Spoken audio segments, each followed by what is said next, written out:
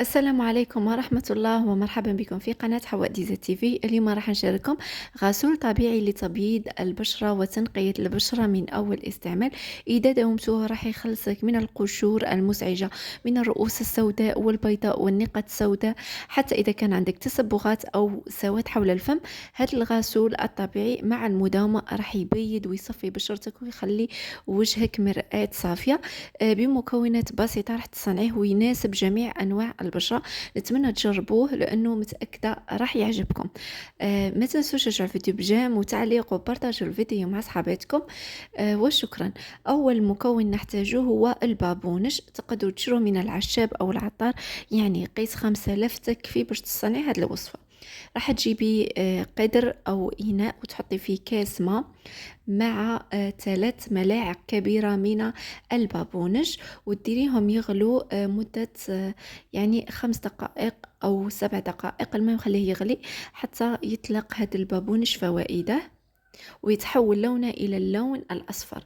أما بالنسبة للمكون الثاني راح نحتاج الشوفان، لأن الشوفان يعمل على تنظيف عميق للبشرة، يمتص الزيوت الزائدة وينقي المسام ويعدل الزيوت اللي تكون في بشرتك. يعني إذا كان وجهك من النوع اللي يتسيد بسرعة، الشوفان راح يعدل الزيوت اللي فيه.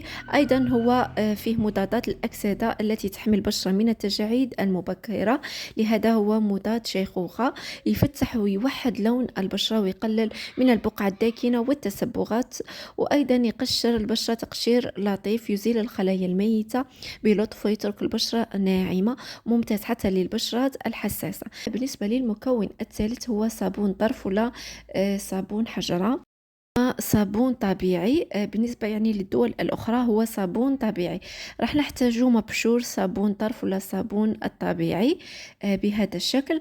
طريقة التحضير ركزوا معايا مليح. أولا راح تجيبوا هذاك يعني ماء البابونج، بعد ما خليناه يغلي راح نصفوه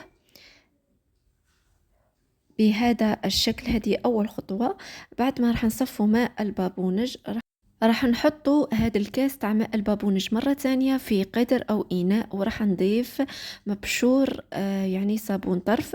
من الأفضل ديروا نصف حبة صابونة يعني تبشروها باش يجي معكم الغسول شوية عاقد. أنا زدت شوية من بعد كي وقفت يعني التصوير كنت نخلط عاود زدت باش يجيني القوام شوية ثقيل، لهذا حاولوا ديروا كمية لاباس بها تاع صابون مبشور. وراح تزيدي 3 ملاعق كبيرة من الشوفان المطحون وتخلط المكونات بهذا الشكل وتديريهم على النار مدة 5 دقائق على نار قليلة مع التحريك حتى تذوب هذه المكونات مع بعض.